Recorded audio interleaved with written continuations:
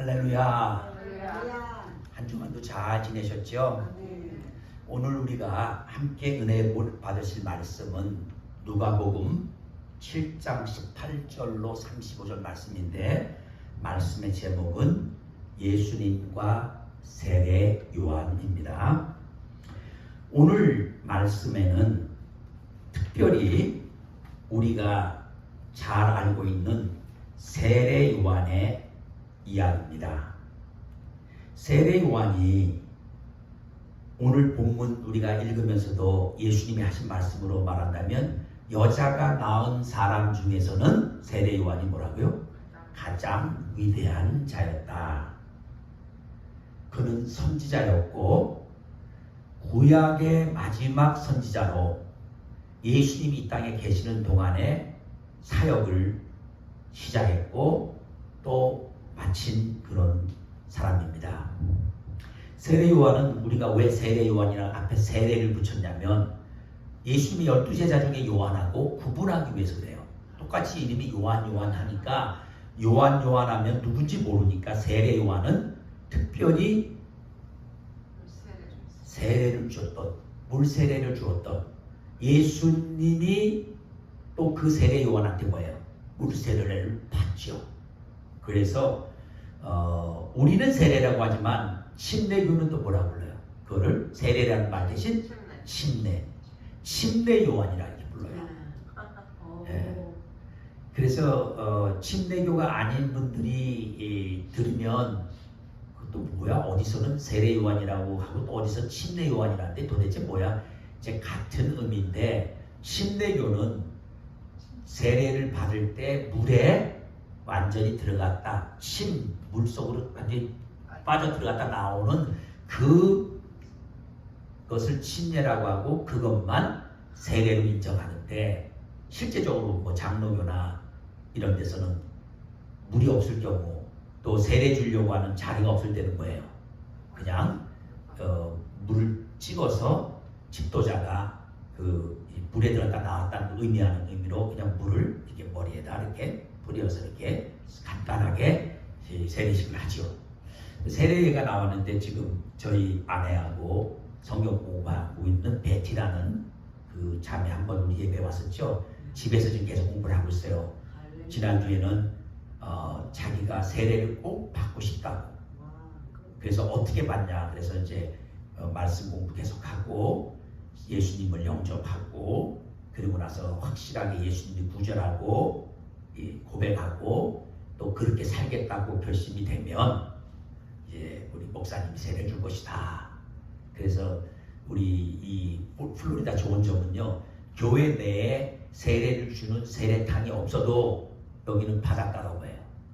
바로 가까이니까 뭐 언제든지 바다에 가서 세례를 줄 수 있어요. 그러니까 참 좋죠. 세례 요한은 특별히 어떤 사람이었냐면, 예수님이 이 땅에 메시아로 오시는 것을 준비하는 준비자로서, 영어로 포로너라고 그래요. 그러니까 이제 마치 세상으로 말하면 왕이 뭐예요? 왕이 어디 지나가면 왕이 오기 전에 미리 앞에 사절단이나 왕이 보낸 포로너가 뭐예요? 사람들을 다 바우다운하고 왕을 맞이할 준비시키는 그런 입장이에요. 그러니까 예수님이 메시아로 이 땅에 오시는데, 그 사람들에게 이분이 메시아로 오신다, 이분이 메시아라는 걸 사람들이 아는 거예요. 마음을 준비시키고 그들이 메시아로 예수 영접하도록 하는 그 역할. 그래서 세례 요한은 자신을 이사야에서 나오는 말씀대로 뭐예요? 광야에서 외치는 자의 소리다. 자기는 우리가 누가복음 공부해서 알지만 예수님과 세례 요한은 인간적으로 무슨 관계예요? 친척 관계예요. 사촌 관계예요. 엘리자벳이 마리아하고 뭐예요? 예수님의 육신의 어머니 마리아와 사촌 관계야. 그래서 엘리자베스가 나이가 많아갖고 임신할 수 없을 가운데 있었는데 그 남편 사가랴에게 천사가 와서 내 아내가 이제 아이를 갖게 된다고 요한이라는 이름까지 다 말해주고 그 아이는 이미 어린아이로서 태어나기 전에 어머니 뱃속에서 있을 때부터 성령 충만함을 받게 될 것이다. 그리고 주의 일을 예비하는 일 한다. 그래서 세례 요한은 예수님보다 6개월 먼저 이 땅에 태어나요. 그리고 세례 요한이 태어난다는 걸 사가랴에게 말씀을 전해준 가브리엘 천사가 또 6개월 후에 누구에게 와요? 마리아에게 와서 이번에 마리아가 지극히 높으신 이의 그 능력에 의해서 임신하고 아들을 낳는데 그 아들의 이름 예수다. 이렇게 하고 예수님이 태어나잖아요. 그래서 인간적으로는 사춘관계요. 또 이미 태어나기 전부터 천사 가브리엘로 인해서 그들의 탄생에 대한 이야기가 먼저 전해지고 특별한 분들이죠. 구약에 많은 선지자가 있지만 태어나기 전에 천사가 와갖고 이렇게 태어날 거고 이런 일이 한다.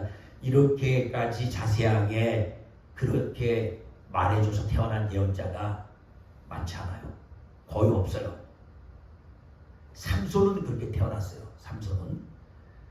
그러나 이 요한은 태어나기 전부터 그런 은혜 속에 태어났고 그가 와서 할 일이 아까도 말한 이사야 선지자가 예언한 대로 광야에서 외친 자 소리고 또 가브리엘이 전한 대로 하면은 엘리야와 같은 역할을 구약 시대의 선지자 중에 엘리야 선지자 아시죠? 어마어마하게 많은 기적을 일으키고 특별히 바알의 신을 섬기는 그 자들과 그 바알 신을 섬기는 선지자들을 그다음 그런 그 사람들과 싸워서 이기는 아주 그 강한 이미지를 가진 아주 하나님에 대한 열정이 막 넘치는 이런 뜨거운 마음을 가진 이런 선지자인데 그 선지자와 같은 역할을 하는데 특별히 세례 요한은 아버지의 마음을 자식들로 돌리는 이런 일을 한다. 이런 이제 예언이 있었죠. 그래서 이제 세례 요한이 다른 사람들하고 다른 게 뭐예요? 광야에 가서 딴 사람들은 집에서 잘 먹고 편안하게 지내고 뭐 이러는데 이 사람은 뭐예요? 광야에서 뭐예요? 광야에서 자면서 석청 먹고 살면서 허리에는 뭐예요? 그 낙타 가죽으로 둘러서 매고 그리고 살고 있었어요. 그리고 세례 요한은 한 가지 메시지 회개하라. 회개에 합당한 열매 맺지 않은 거예요. 하나님의 심판이 임해서 도끼로 다 열매 맺지 못하는 나무들을 다 찍어 불에다 던져버렸다. 어마어마하게 아주 무서운 이런 메시지를 전하고 그랬죠. 근데 사람들이 그 메시지 때문에 두려워서 도망간 게 아니라 거꾸로 거예요. 다 회개하면서 부자들이 회개하면 뭐라 그래요? 너 2벌 가진 옷 있으면 뭐예요? 한 벌만 갖고 한 벌은 가난한 사람 나눠줘라. 군인들이 막 남의 돈을 탈취하니까 군인들한테 뭐라 그래요? 네가 받는 급료로 족한 줄 알고 더 이상 삥땅 치고 사람들 돈을 뺏지 마라. 이제 이런. 그리고 특히 바리새인들, 소위 자기들이 의롭다고 하는 사람들 있잖아요. 우리는 뭐 믿음대로 잘 살고 아주 훌륭하다고 하는 바리새인들에 대해서 또 뭐라 그래요? 독사의 자식들아. 돌들로도 아브라함의 그건 예수님 하신 말씀이죠. 이게 헷갈리게 하지 마세요. 괜히 우리 가운데 말씀을 헷갈리게 하려고 하는 자가 있는데 그거 조심하시기 바랍니다. 예수님과 어쨌든 세례 요한은요 진짜 누가 봐도 하나님의 종 선지자로 살았어요. 근데 문제가 이 세례 요한이 어느 날 누구를 야단쳐요? 헤롯을 야단치는 거야. 헤롯이 동생 빌립의 아내를 강제로 뭐야? 데려다가 자기 아내를 삼은 거야. 아니 왕이니까 얼마든지 다른 사람 자기가 좋아하는 사람 있으면 결혼하지 않은 사람을 데려다가 자기가 왕으로 세우든지 뭐 하든 상관없는데 이미 결혼해서 자기 동생의 아내를 뺏었으니까 그거는 성경적으로 봐도 뭐예요? 죄잖아요. 그러니까 근데 아무도 그거를 보고 뭐라고 말을 못하고 다 왕을 두려워하는데 세례 요한이 회개하도록 야단을 친 거예요. 옳지 못한 일을 했다고 왕이. 그리고 왕이 어떻게 했어요? 바로 죽인 게 아니라 감옥에 잡아다가 넣은 거예요. 그래서 오늘 이 이야기는 세례 요한이 감옥에 지금 있는 상태에서 요한의 제자들이 예수님이 온 유대와 사방에서 큰 기적을 일으키고 병들을 고치고 죽은 자를 막 낫게 하고 이런 일들을 하는 것을 요한의 제자들이 듣고 감옥에 있는 세례 요한에게 가서 알리는 그 이야기로부터 출발하는 거예요. 요한이 19절에 보니까 제자 중 둘을 불러서 그러면 주께 가서 오실 그이가 당신 맞냐? 지금 오실 그이라는 건 누굴 말하는 거예요? 이스라엘 사람들 누굴 기다리고 있는 거죠? 메시아. 하나님이 약속해서 보내주겠다는 이스라엘을 구원하고 이스라엘을 회복시키고 이스라엘을 다시 하나님의 나라로 완전히 자유롭게 하기 위해서 오신 그분, 그 메시아, 약속한 그 메시아가 바로 예수님인데 그 예수님께 사람을 보내서 당신이 그 메시아 맞냐? 아니면 우리가 다른 분을 기다려야 되느냐? 여러분 여기까지만 보면 여러분이 성경을 이제 모르는 분들 같으면 그냥 이렇게만 보면은 그냥 요한이 예수님이 정말 메시아 맞나 아닌가 그거만 알려고 몰라서 알려고 보낸 것처럼 느끼지만 이미 요한복음 우리가 공부를 쭉 해왔는데 요한이 세례를 줄 때 누가 와요? 예수님 오시죠. 그리고 요한은 예수님이 메시아인 걸 뭐로 알아요? 비둘기가 예수님 위에 성령이 비둘기처럼 내려와서 임한 걸 보고 저분이 바로 메시아인 걸 알고 감히 자기가 뭐예요? 무슨 자기가 세례를 줘. 거꾸로 자기가 세례를 좀 받아야 될 판이니까. 그런데 예수님이 아니다. 그냥 네가 세례를 줌으로써 하나님의 의를 이루자 그래서 세례를 주잖아요. 그러니까 이미 세례 요한은 예수님이 뭐예요? 오실 메시아라는 걸 알았어요? 몰랐어요? 알았어요. 근데 문제는 예수님이 오실 메시아인 걸 알았고 제자들이 또 자기 제자들이 예수님이 죽은 자까지도 살리는 이런 소문을 다 들어서 그 얘기 했으니까 확실히 그분이 맞다? 알았는데 왜 당신이 그분인가 아니면 우리가 또 다른 분을 기다려야 되는가 이렇게 가서 물으라고 했을까요? 여기서 우리 두 가지 생각할 수가 있어요. 한 가지는 세례 요한이 아무리 확실히 알고 믿음이 있어도 지금 세례 요한은 감옥에 갇혀서 헤롯으로부터 언제 사형을 당할지 몰라요. 그런데 예수님이 열심히 복음을 전하고 막 죽은 자까지 살리는데 능력의 하나님의 아들인데 왜 한 번도 신방을 안 오시네?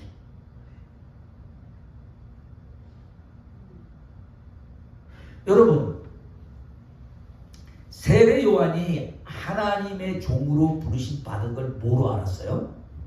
이사야 선지자가 기록한 말씀 속에서 자기가 광야의 외치는 자 소리라는 거 알았죠? 자, 예수님이 하나님의 아들로 이 땅에 오신 거를 성령께서 알려주고, 그래서 비둘기가, 성령이 비둘기처럼 임한 걸 다 봤단 말이에요. 다 알았는데도 불구하고 자기가 지금 다른 짓 하다가 감옥에 갇힌 게 아니란 거예요. 왕이 하나님 앞에 죄를 짓고 잘못된 일을 했기 때문에 그 잘못을 선지자로 입장해서 책망을 해서 잡혔는데 예수님이 한 번도 신방을 안 오시네. 섭섭했어요? 안 섭섭했겠어요? 사람이니까 섭섭했겠죠. 저렇게 열심히 역사를 하시는데 왜 한 번 정도 나를 봐주질 않을까?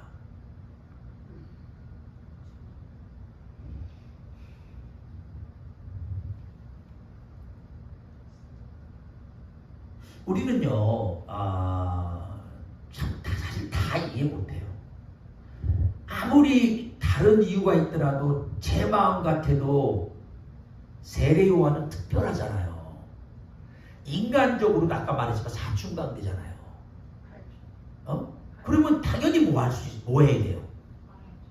한 번 정도 이렇게 해서 지금 억울하게 감옥에 있으면 예수님 정도 능력을 행하는 분이면 와서 뭐예요? 한번 만나서 위로라도 해주고 좀 이렇게 할 것 같은데 일체 지금 안 찾아오는 거야.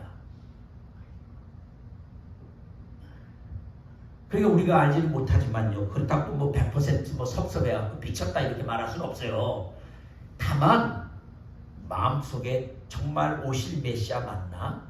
이분이 오실 메시아라고 왜 와서 나한테 한 번 정도 만나주지 않을까? 나를 좀 도와주지 않을까?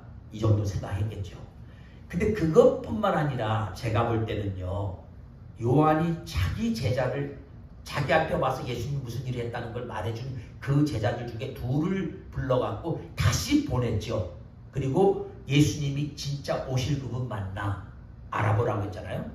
이 사실을 통해서 볼 때 어떤 면에서는 요한은 뭐예요?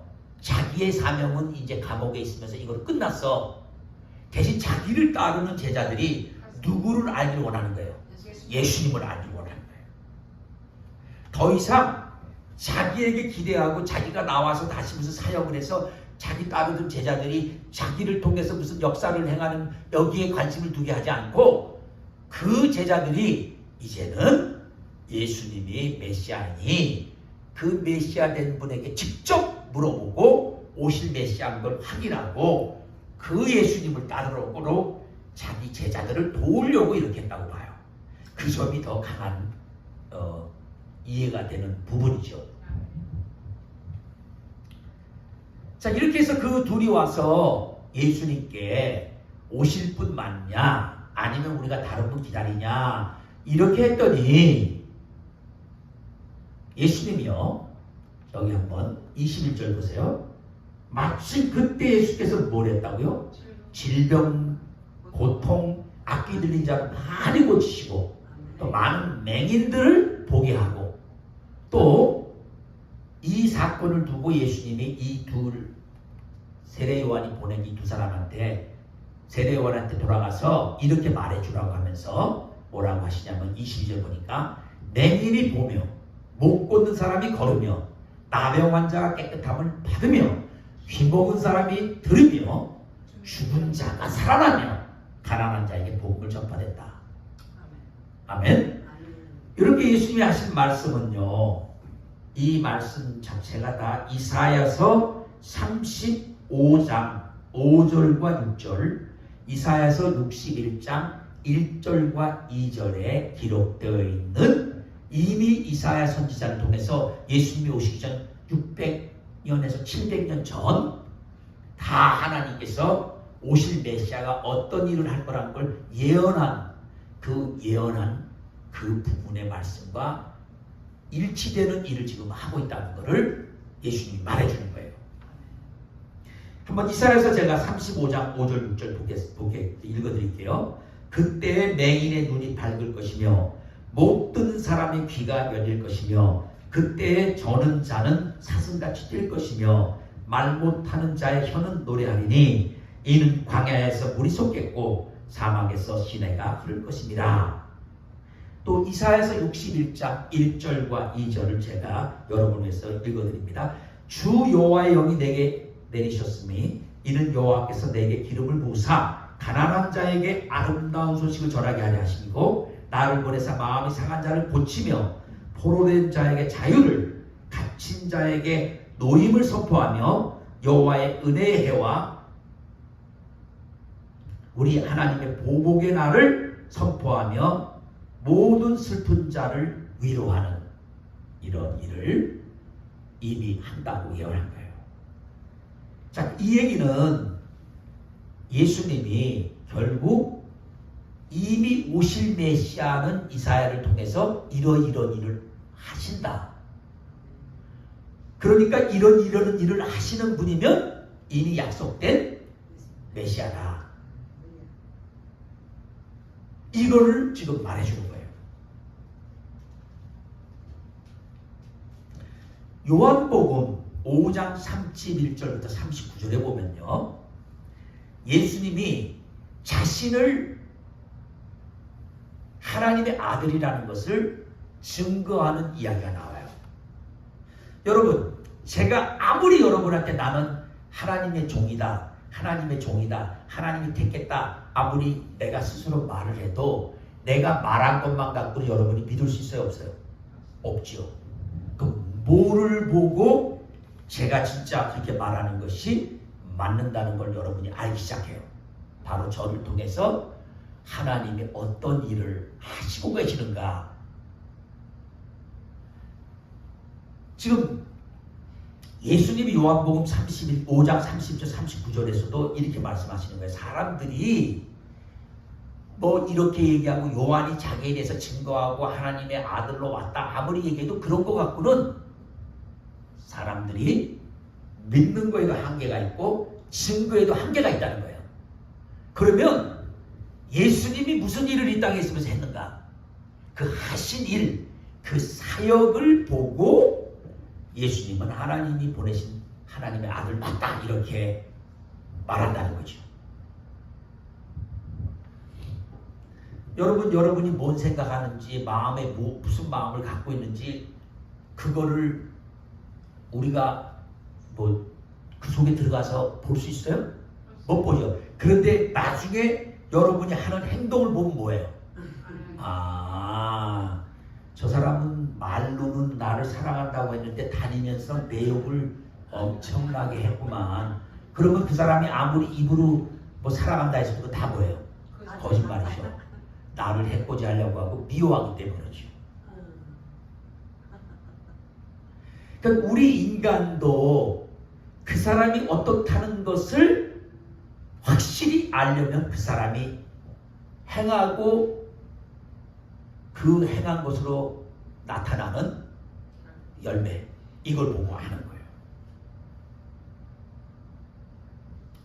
아무리 그 자식들이 전화해서 엄마 사랑해, 엄마 사랑해 그러는데 실제적으로는요 사랑의 표시를 하나도 안 한 거야. 이 자식 말로만 그래.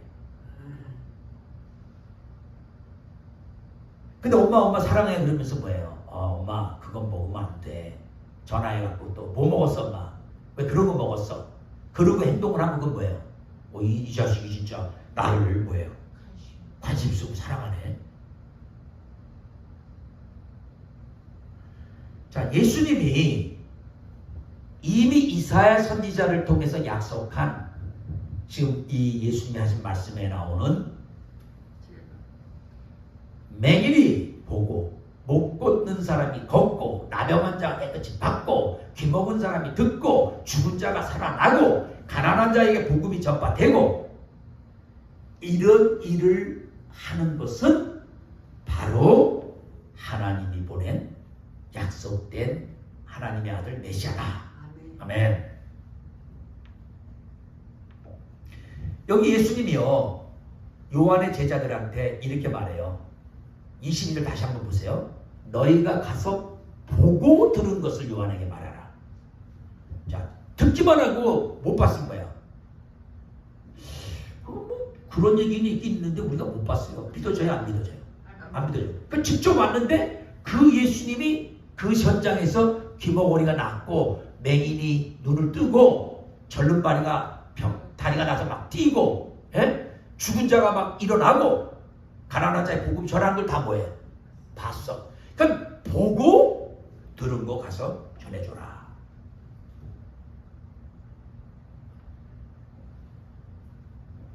여러분, 제가 예수 믿고요,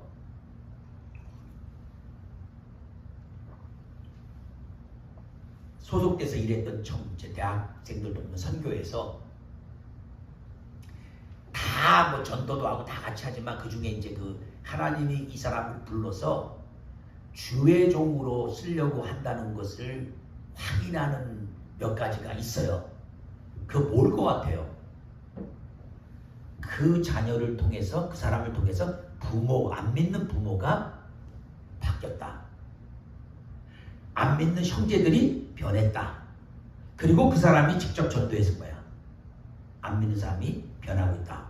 그러면 그걸 보고 이 사람은 하나님이 주의 종으로 쓰려고 불렀다.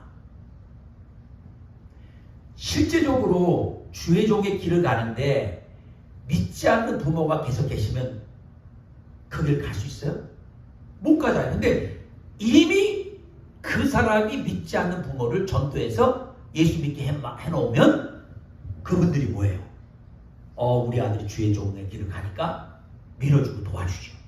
이제 보통들은요, 부모들이 먼저 믿고 나중에 자녀들이 이제 그 밑에서 믿는데, 저희 같은 경우는 안 믿던 가정이기 때문에, 안 믿던 가정에서 제가 믿고 저를 통해서 부모가 변화되고 예수 믿게 되면 뭐예요? 그게 바로 하나님이 부르신 종의 증거로서 하나로 사용했던 거예요.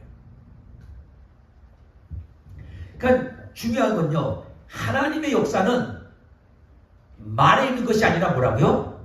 하나님의 능력이 나타나서 열매가 있냐 없냐 이거예요. 제가 오늘 처음에 이제 박보영 목사님 이제 만나려고 이번 주에 그런다고 하면서 얘기할 때 그분의 삶을 한마디로 딱 요약한 거예요. 열매가 주렁주렁 맺히기 시작한 거예요.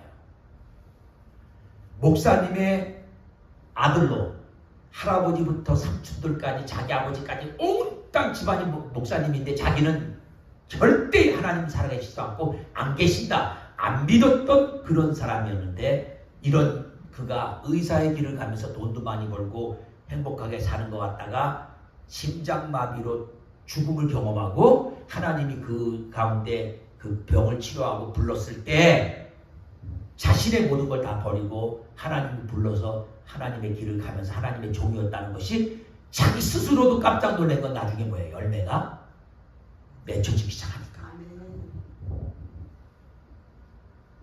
여러분, 사과나무를 심었는데 한번 잠깐 해보세요.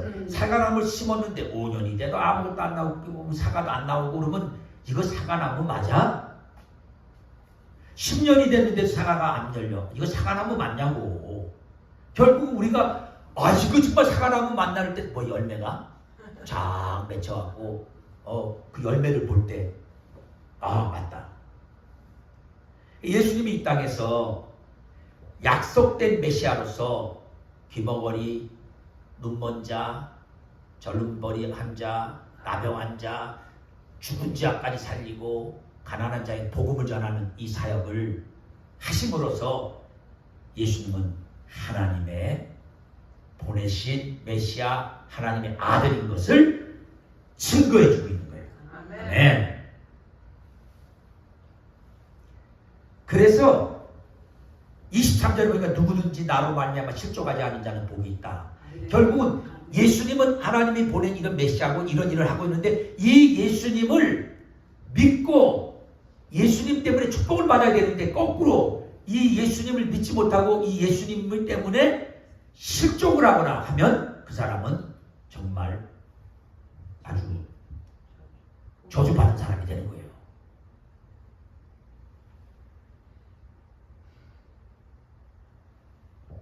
여러분, 우리 교회가 지금 뭐 많은 일을 하고 못하고 뭐 전도를 해서 사람이 지금 현재 많이 오고 못하고 이런 것을 우리가 못 봐도 우리 교회의 설립 목적은 교회의 존재 목적은 결국은 이 교회를 통해서 예수님이 하신 그 일이 뭐예요? 다 여기서 이루어져야 된다는 거예요. 여러분 냉정하게요. 우리 교회뿐만 아니라 우리가 이제 교회를 바라볼 때 지금 저 교회에 교회는 예수님이 교회의 머리라고 그러잖아요. 그리고 그 모든 믿는 사람들은 예수님이 구주고 예수님이 하신 일을 그분들에게 맡긴 걸 믿고 알고 있잖아요. 사명으로. 그런데 그 교회에 정말 예수님이 하신 일들이 지금 일어나고 있냐 이거예요. 가난한 자에게 밥을 주고 구제하는 사역도 중요해요. 근데 그거는 예수님 모르고도 뭐예요? 할 수 있는 일이에요.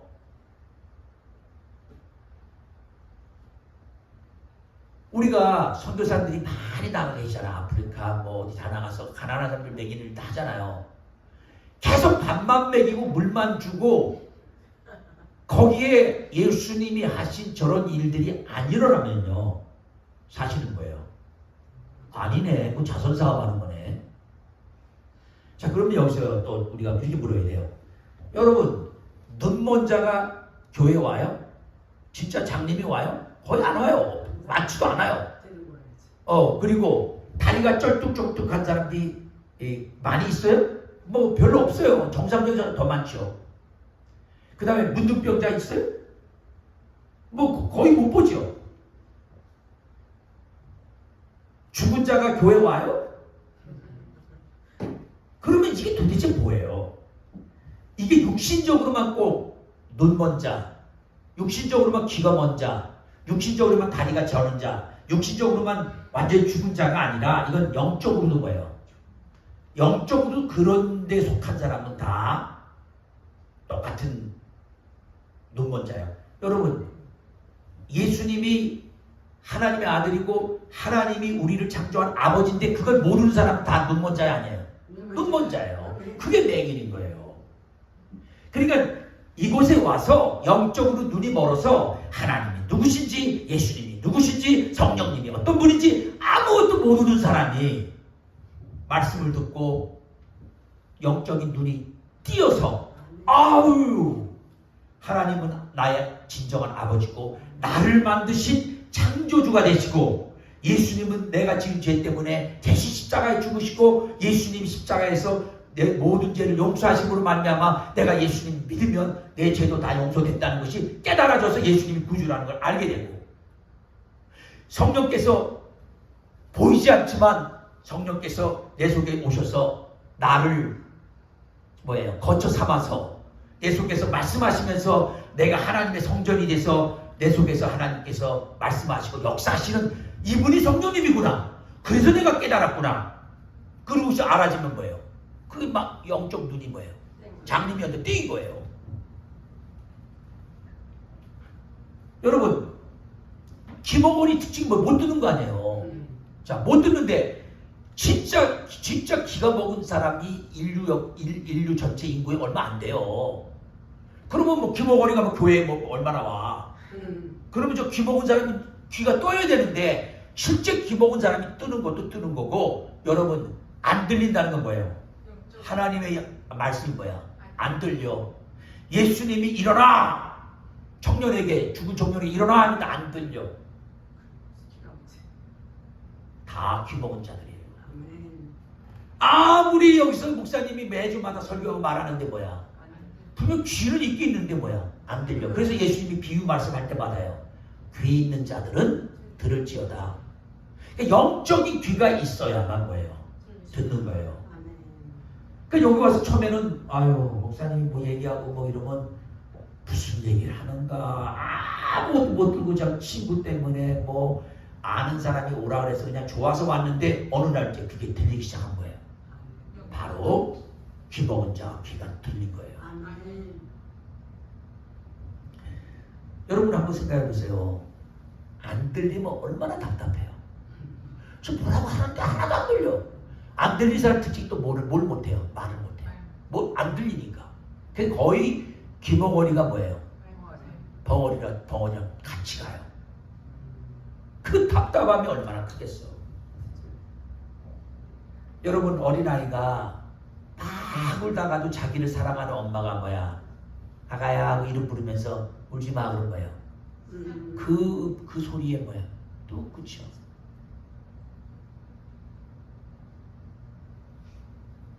사랑하는 남편이 여보 하고 부르면 수없이 많은 사람 여보해도 다른 사람 여보는 안 들리지만 내 사랑하는 남편이 부른 여보는 뭐야? 틀려. 얼마나 좋은지 몰라. 여기 듣는 게 이렇게 중요해요. 그런데 우리의 아버지 되시고 창조주 되신 하나님의 음성이 들리기 시작한다. 얼마나 행복한지 몰라. 우리의 모든 죄를 다 용서하신 그 주님이 나의 이름을 부르면서 영자야, 내가 너를 사랑한다. 성수가, 내가 너의 그 찬양을 들으면서 너무 기뻤다. 얼마나 기쁘겠어요. 진수가 일을 너무 많이 한다. 이제 그만하고 3일만 해라. 뭐 내가 해봐야 뭐 그 소리가 안 들리겠지만 우리 주님이 그렇게 말하면 우리 집사람이 얼마나 기분이 좋겠어요. 너무 일을 많이 한다. 좀 쉬어라. 내가 다 네가 얼마나 수고하는지 안다. 우리는 이렇게 주님이 음성 듣는 게 이렇게 중요해요. 아까 눈 본다는 얘기할 때 있잖아요. 눈이 진짜 눈 본 사람 세상 못 보잖아요. 제가 이제 그 날 때부터 장님 된 분이 눈 뜨게 해달라고 기도했는데 하나님이 눈 뜨는 은혜를 안 주셔서 못 봤대요. 그래서 그분이 이렇게 말하더라고. 태어나서 한 번도 본 적이 없으니까 항상 머리는 뭐예요? 상상하는 거래요. 뭘 설명하면 돼지 설명하잖아요. 돼지는 이렇게 생겼다는 건 머릿속으로 혼자 상상하는 거지 본 적이 없잖아. 우리 엄마는 어떻게 생겼을까? 우리 아빠는 어떻게 생겼을까? 우리 형은 어떻게 생겼고 내 동생은 어떻게 생겼고 내 여동생은 어떻게 생겼으면 내 누나는 어떻게 생겼을까? 본 적이 없으니까, 볼 수가 없으니까. 사람들이 막 저 자연을 보고 저기 뭐야 이 플로리다의 그 서쪽 우리 쪽에 그 해가 지는 거 있잖아요. 선셋 아름답잖아요. 선셋을 보면서 막 멋있다는 거야. 뭘 보고 저렇게 멋있다 그럴까? 우리 보는 즐거움이 어때요? 뭐 말도 할 수 없이 커요. 근데 영적인 눈이 딱 뜨이더니 하나님이 보이고 예수님이 보이고 성령님이 보이고 막 그냥 천사들이 보이고 가보지 않았는데 천국이 보이면서 얼마나 기쁘겠어요.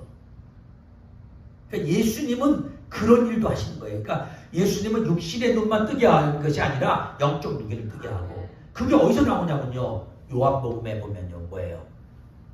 8절에 장님 눈을 뜨게 했는데 그들이 예수님을 사람들이 따라가서 믿을까봐 못 믿게 하려고 장님한테 뭐라 그래요?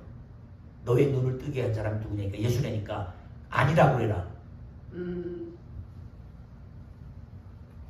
나중에 예수님 뭐라 그래요? 그 사람들 보고 그런 바리새인들 보고 너희가 차라리 눈이 감긴 장님이었다면 차라리 좋았을 거다. 왜? 차라리 눈이 막 감겼다면 주님이 눈을 뜨게라도 해주지. 너희가 본다고 하니까 말로 본다고 다 아는 척하니까 뭐야? 너희는 진짜 장님이야 너희들. 여러분 그런 거 못 느꼈어요? 우리 교회에서도 비록 지금은 뭐 안 나오지만 뭐든지 다 아는 것처럼 말하는 사람 못 들어봤어요? 다 안 돼요. 뭐 제가 신방 가면은 오늘 다 올 줄도 알았대. 다 봤대. 발자국 소리도 들렸대. 차라리 그렇게 말을 안 하면 좋지요. 자기가 눈 멀었다 그러면 얼마나 좋겠어. 그러면 주님이 눈이라도 뜨게 해주죠. 여러분 또 여기 특별히 예수님이요. 이사야서에는 안 나오지만요. 구체적인 그 한 가지를 이거 가서 말해주라는 것 중에 아까 뭐가 나와요? 문둥병 나오죠. 문둥병이. 나병 환자. 여러분 문둥병의 특징은 뭐냐면 썩어가잖아요. 우리 이거는 영적으로 말하면 죄와 같은 거예요. 죄를 짓고 죄가 죄인지도 모르고 뭐야. 또 짓고 그러면 죄가 온 몸을 뭐야. 썩히고 하는 거예요.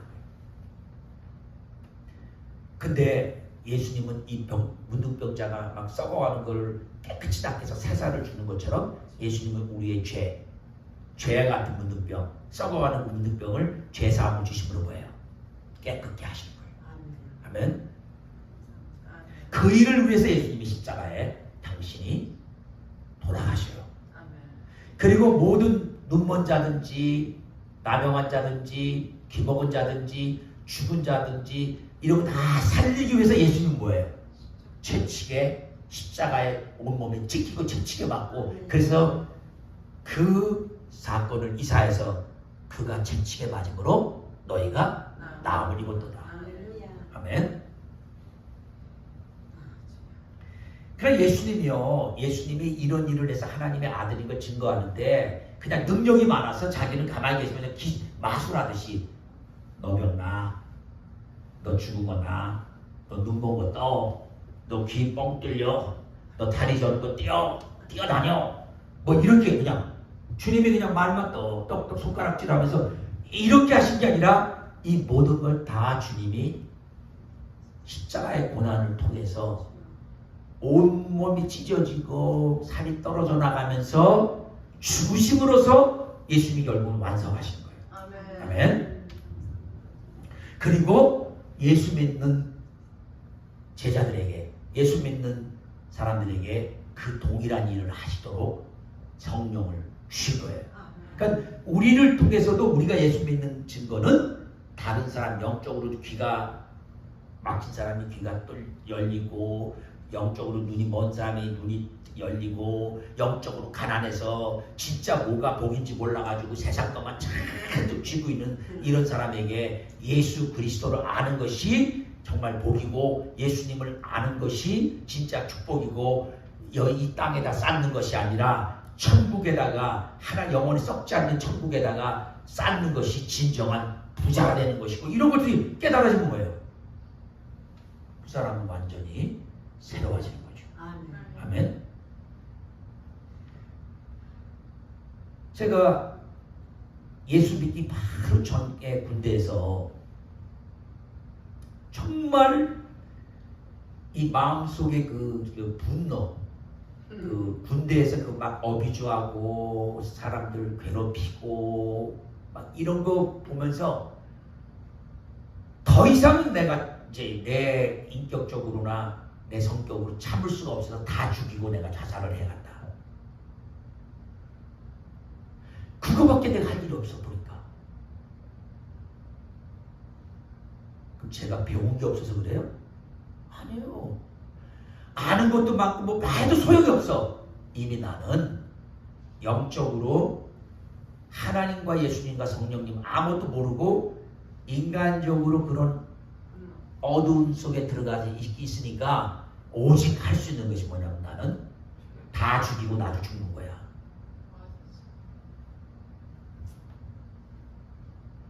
그야말로 영적 귀도 먹었죠. 영적 눈도 멀었죠. 죄 때문에 문둥병 걸렸죠. 절름발이처럼 절고 있는 거죠. 그러니까 영적으로 보면 저 병이 다 걸렸던 거예요. 싸그리 다. 저기 나오는. 그러나 그런 저를 주님께서 군에 있는 동안에 군에 있는 그 교회 부흥을 통해서 예수님이 십자가에서 피를 흘리시면서 저를 향해서 걸어오시면서 제 이름을 어떻게 하셨는지 이름을 부르시면서 연배야 내가 너를 용서한다 그러면서 그 흘리는 피로 저를 안아줄 때 완전히 저는 그냥 그 하나님의 사랑에 사로잡혀서 한 몇 시간 도대체 오르는지 모르겠어. 나 혼자 남아서 그 군대 교회에서 그냥 소리를 내고 울고 디굴디굴 굴르고 있었던 그런 기억이 아직도 있습니다. 그러니까 예수님께 나가면요 이런 엄청난 일들이 일어나는 거예요. 그래서 오늘날도 우리가 이 교회는 그런 일들이 일어나야 되는 것이고 예수 믿는 사람이 가는 곳마다 뭐예요? 그런 일이 일어나야 돼요. 그러니까 여러분 얘기 나누다가 그 사람이 예수님이 누구요? 난 그런 거 들은 적도 없어. 아유 뭐 축복 천국 뭐 나지도 재밌게 잘 사는데 난 돈도 많고 자동차도 많고 뭐 집도 많고 뭐 이렇게 말하면 당장 여러분 뭐야? 이 사람 영적으로 뭐야? 완전히 장님이네.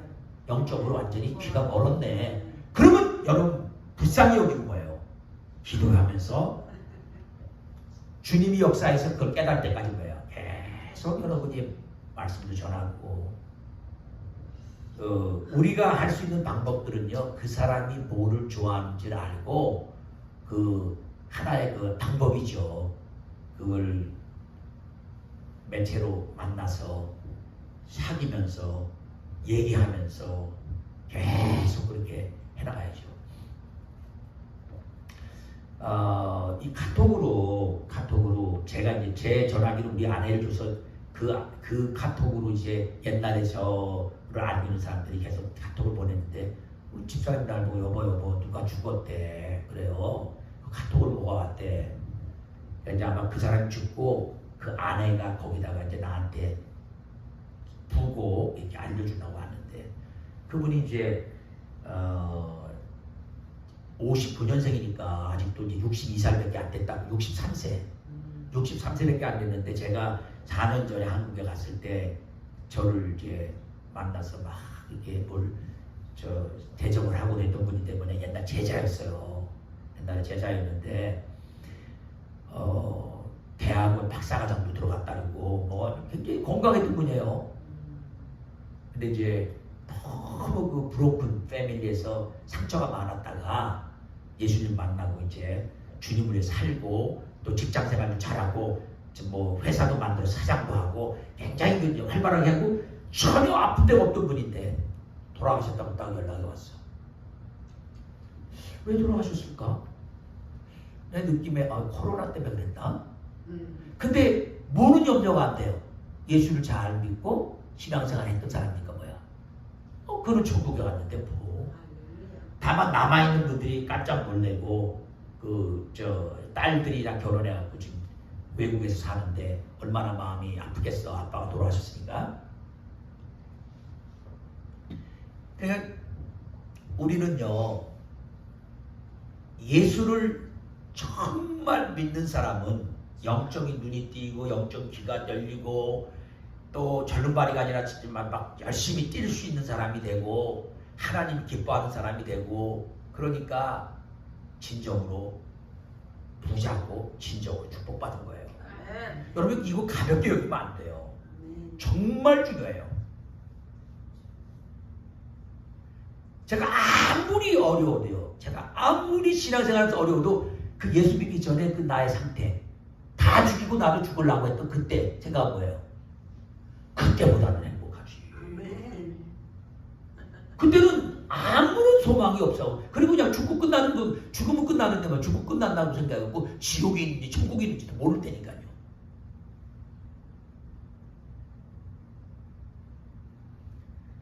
그러니까 예수님을 믿고 예수님이 메시아인 걸 알고 그 예수님을 구주로 영접하고 예수님을 통해 구원받는 그런 사람은 예수님으로 말미암아 실족하는 게 아니라 축복받는 거고 그런데 그 예수님을 소개받으면 되는 거예요.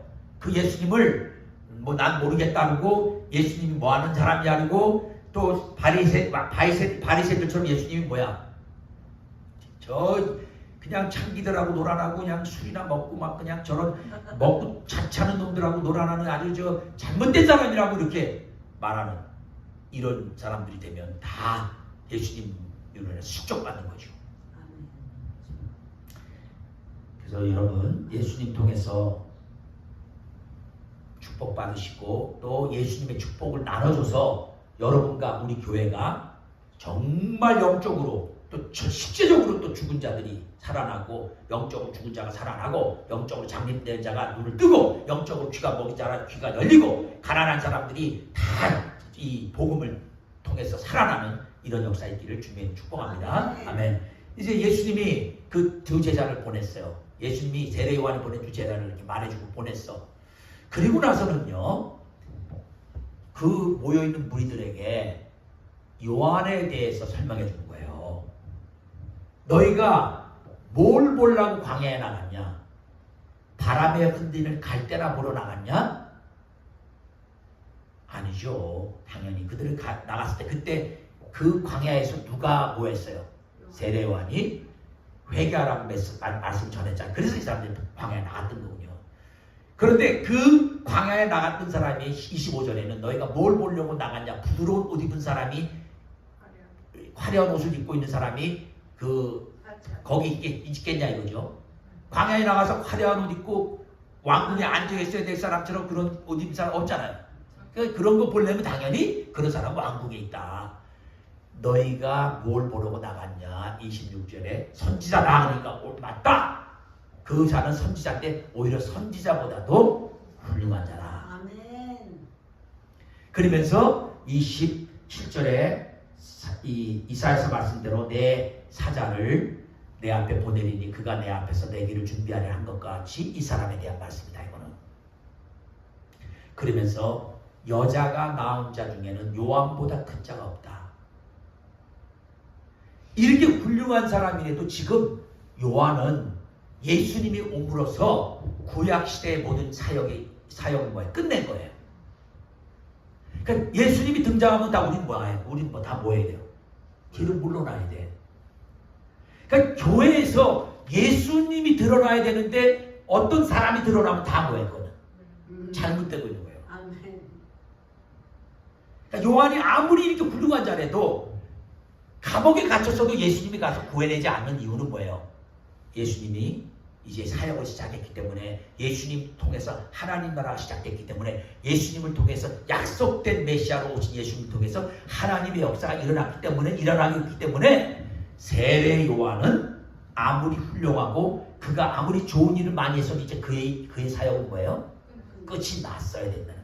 그러니까 더 이상 예수님이 가서 데려 나와서 계속해서 일을 하라 이런 게 아니고 그냥 안 가요. 그리고 이거는 끝이야.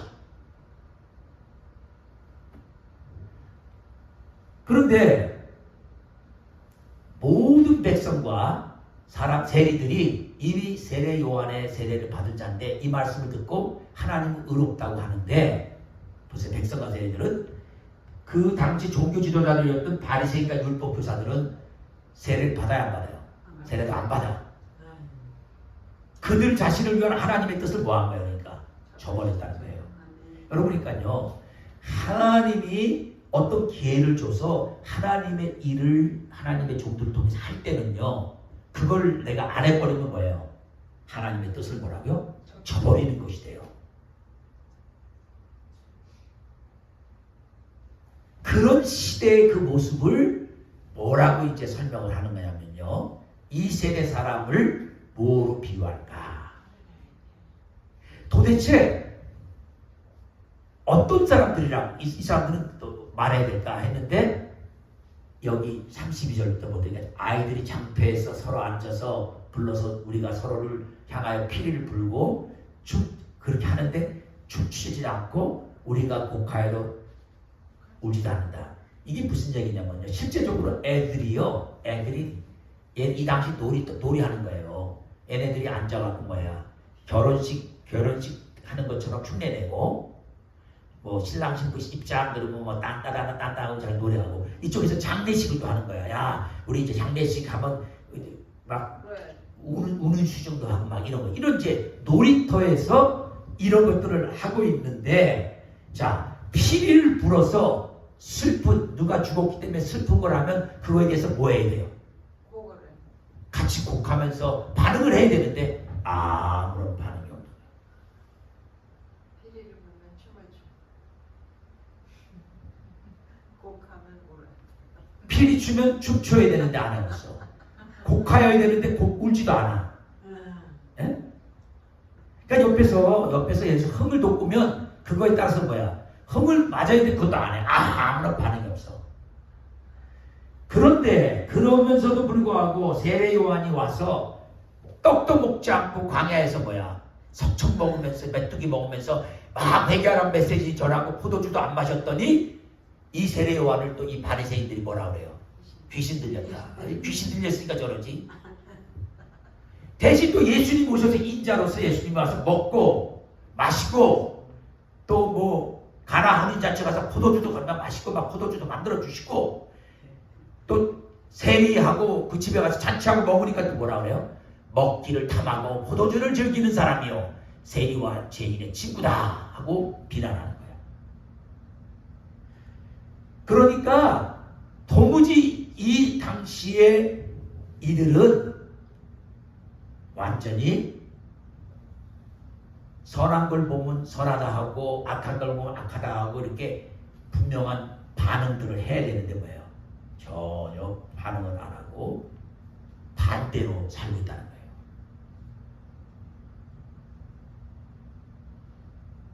그런데 지혜는요, 여기 보니까요, 지혜는 35절에 지혜는 자기의 모든 자녀로 인하여 옳다 먹는다. 여기 지혜는 누구예요?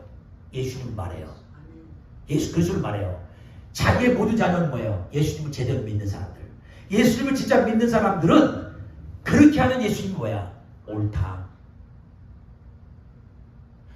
그러니까요, 영적으로 눈이 뜨이고 귀가 열리고 영적으로 죄사함을 받고 깨달아지고 아는 사람들은요, 예수님이 하신 거 뭐야? 맞다. 아멘으로 대답해요. 맞아. 그건 맞아. 근데 모르면 어때요? 저번에 저래 미쳤어? 여러분 예수 믿고요. 예수 믿고 제가 집에 돌아와서 첫 번째 한 일이 뭐예요?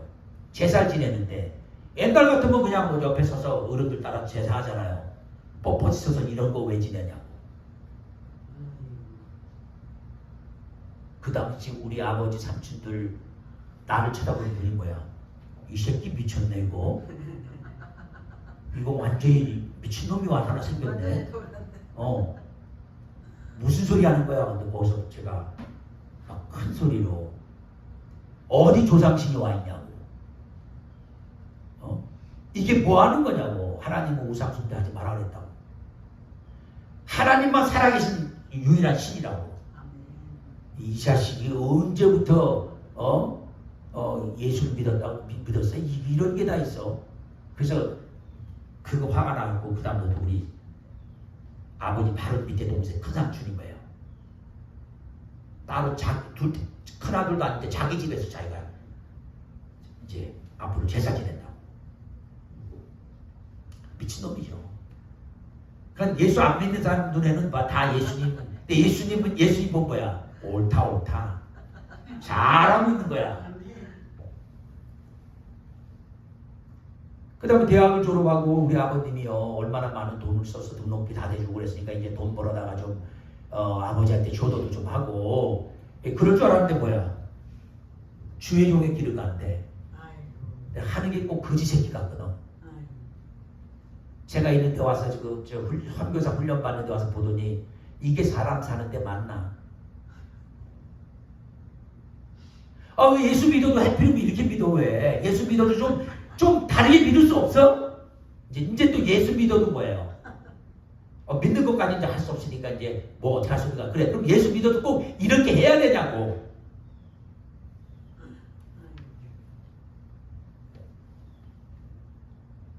제가 우리 아버지께 우리 과에서 벌써 나한테 삼성, 금성, SK 이게 세계 그 제일 크다는 그 인류 그 기업에서 이미 나 짭을 줬는데 나는 안 가요 그런 거. 정말 우리 친구들도 그렇고 다 뭐예요? 미친놈이 지랄을 하네 진짜. 예수 믿는 집안도 아니고 어떻게 군대 가서 뭔 일이 일어나는지 모르지만 군대 가서 예수 믿고 나왔다더니 하는 짓이 전부 이러네. 근데 예수 잘 믿는 사람 날 본 거예요. 천사 같다. 잘하는 일이야.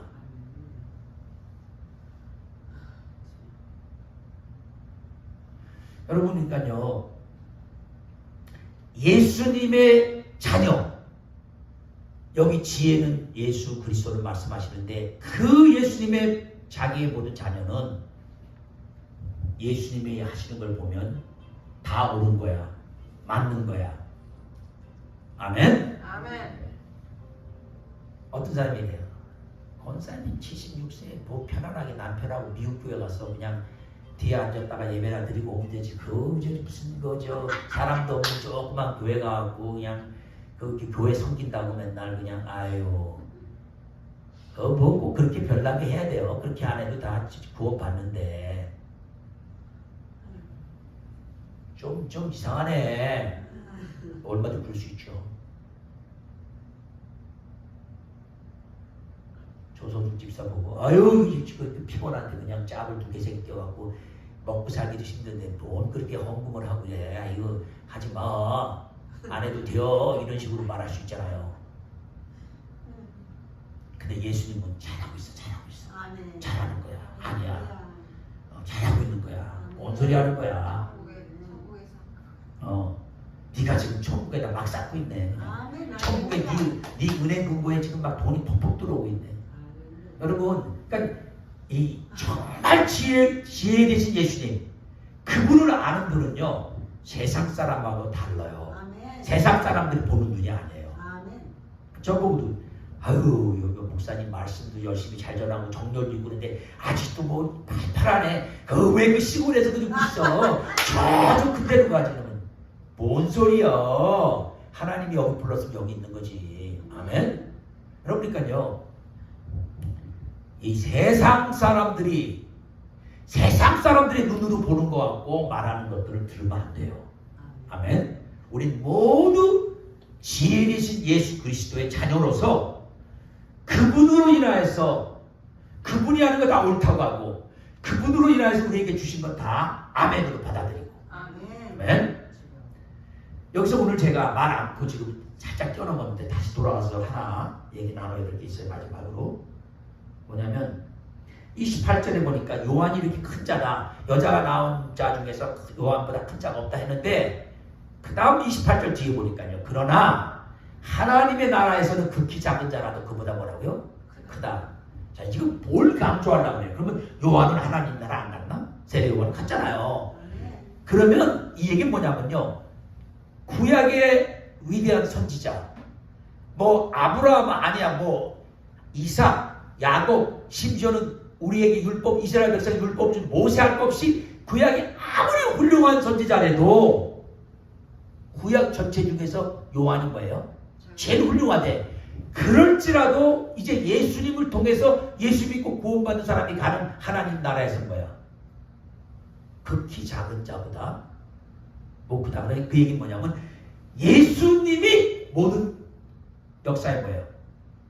주인이고 중심이 된다는 거예요. 그러니까 예수 믿고 천국 가는 것이 가장 큰 자가 되는 거예요. 아멘. 근데 이상하게 요새 세상에서는요 예수 믿는 거 천국 가는 걸 아주 허착해 여겨요. 뭐 우습게 여겨요.